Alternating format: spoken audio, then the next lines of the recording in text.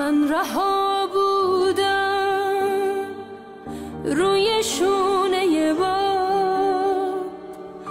مست بوی بهار، سرخوش و آزاد، هم صدای درخت، هم سکوت کبیر، تا که چشمام به چشم تو افتاد. اومدی تو دنیام، آه چه اومدنی، حالا از اون روز تو شاه قلب منی، واسه من که اهل پروازم،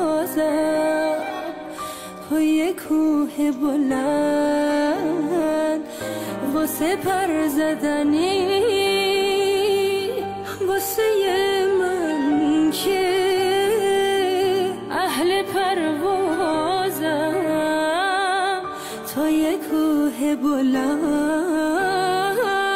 واسه پر زدنی.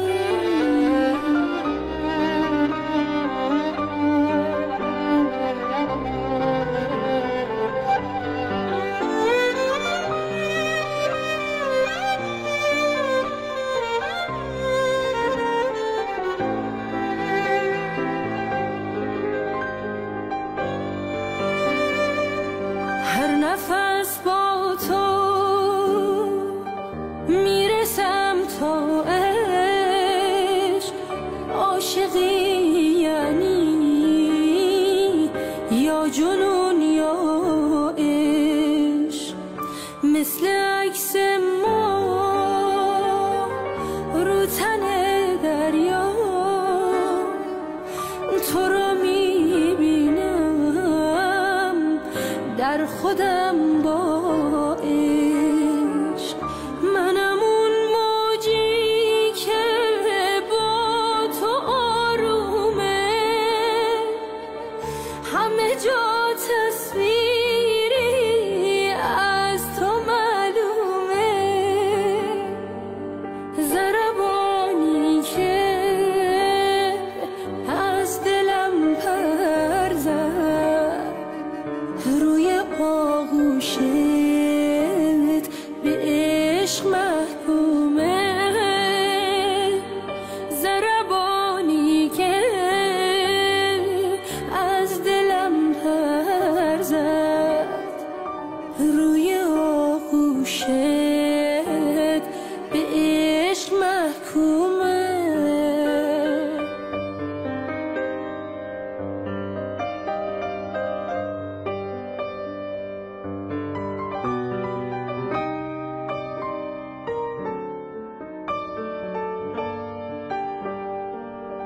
اومدی تو دنیام، آه چه اومدنی، حالا از اون روز شاه قلب منی، واسه من که اهل پروازم، توی کوه بلند واسه پر زدنی، واسه من که اهل پروازم، توی کوه بلند واسه پر زدنی.